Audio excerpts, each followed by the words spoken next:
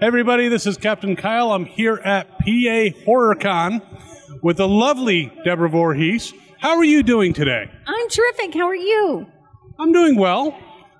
So I do have to ask you, 13 Fanboy. You were the writer, the director, you were in it. You had a lot of work to do on that. What was your inspiration for coming up with that? Well, and I also produced, but I had a co-writer as well, Joe Paul Rysick, and my producing partner was also Joel Paul Rysick. He and we were talking about doing a different film together, and he was asking me what horror fans were like. And, I told him, I said, horror fans are just really fun to hang out with. They're really nice people. Think of them as grown-up kids who love to Halloween and getting dressed up. And he said, well, has anything scary ever happened? And I'm like, well, no, not really. And he goes, come on, anything? And I said, well, I've had a couple of weird moments, and one of the examples I gave him was I received a message on Facebook Messenger that said, wouldn't it be cool if you died in real life like you died in Friday the 13th? And I was just like, not really, block. Don't blame you. Right? And then I had another incident, and this came to my personal phone, and it was a little more troubling.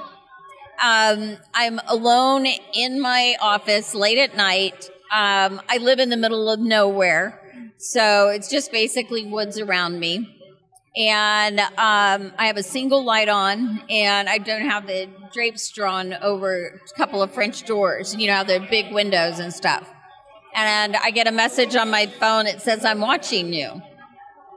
And I was like, I immediately look outside because somebody could. Technically, you've been watching. And then it ding, ding, ding. And the series of text was he was pretending to be Jason and that he was there to kill me. And so I told him about this, my producing partner, and he goes, that's our movie. And I'm like going, no, that's real life, and that's scary. But I thought about it, and I was like, that is our movie. That is our movie. And so that's what we did. So that was a way to take disturbing situations and turn them into a movie that is both fun and a little disturbing. Right, absolutely. And it is disturbing because it is out of the realm of possibilities.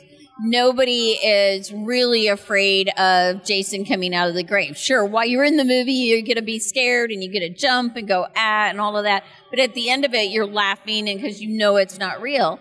But this is, stalkers are real. Unfortunately, in real life, there are people who take things way too far. So, going back to your original Friday the 13th Part 5, what was your experience like on the set? And obviously there'd been Friday the 13th before, so you had some expectations, but how did your expectations and reality meet? Well, I'm not sure how to answer that, but I can tell you that overall, working on a film set, you basically get to be a grown-up kid and just play and be silly, which, is there anything better than that? It's kind of like, and with the horror movies, there's this extra added of, there's something so fun about the kills because they're make-believe. I loved shooting the kills for 13 Fanboy, especially from that angle, as opposed to just being the actress in it. Because I got to look at it and say, okay, I'm going to use this angle, that angle, and this angle, and then this special effect, and then this sound effect, and this. And it's like magic. It's like you're performing a magic trick. And sleight of hand to make people believe something really scary is happening. When you're really surrounded by a bunch of people that you consider your friends, and you're laughing and cutting up and being silly, and just playing and goo. Bloody looking goo. And there's nothing scary going on. But when you can take that moment and turn it into something that looks horrifying, it's brilliant. Absolutely. And it's interesting because it is angles because, even in fight scenes when they appear to be hitting someone, they're actually nowhere close. So what was that like for you on the other side, realizing that you were in no danger, but having to act like you were? you work very closely with your stuntman or woman, whoever is your killer. And in this case, our stuntman was Vincent DeSante, and he's a really talented stuntman. One of the key things that tells you a stuntman is really good, first of all, you're going to find the nicest people playing the role of the killer, or playing, doing the stunt work for the killer, right? Because their real job is to keep you safe. And so you just work very closely with them, talking to them, and, okay, how hard can I grab you make sure I don't actually hurt you? And so it's like a dance with, your killer. And often the reveal killer is different than your stuntman. And so it's actually a very intimate, very close process. And it's something he happens to be very, very good at making it look dangerous, but keeping the actors safe. Because that's their number one priority, is to keep the actors safe. How many takes did it take for you to die? In 13 Fanboy? In either. Both. Well, the shoot, I would have a hard time saying on Friday the 13th, because that was a really long shoot. It was about a 13-hour day, which is not terribly unusual, but we were pretty much on that scene. But just to get the makeup on and stuff done right was 3 hours, because you have this prosthetic on there, and you can't be able to tell the difference between your skin and that, and so it takes a lot of makeup to keep it looking real.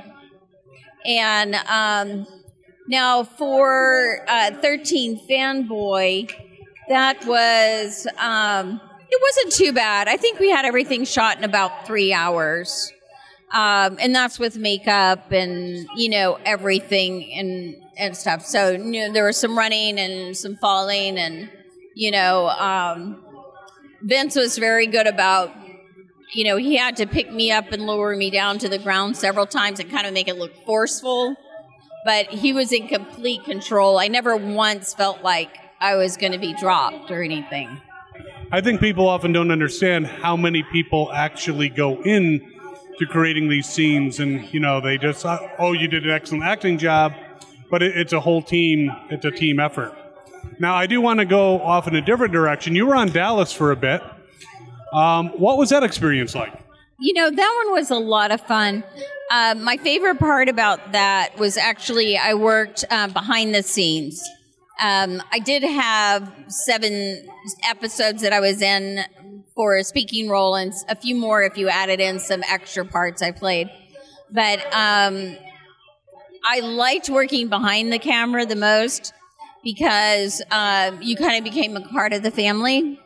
So when I would go on set, and when Larry Hagman was there, he would take the song Peggy Sue and sing Debbie Sue, I Love You when I would come in the room, which was really nice. Sounds like a lot of fun. Do you have anything else that you're working on? I know you did 13 Fanboys. Are there new projects coming out that we can expect? I have a horror thriller called Ruthless Games We Play coming up. And I'm writing a script about reincarnation, which is also a horror thriller. And I have a ghost story that I'm working on as well. So, I got quite a few things going on. And when do you find time to sleep?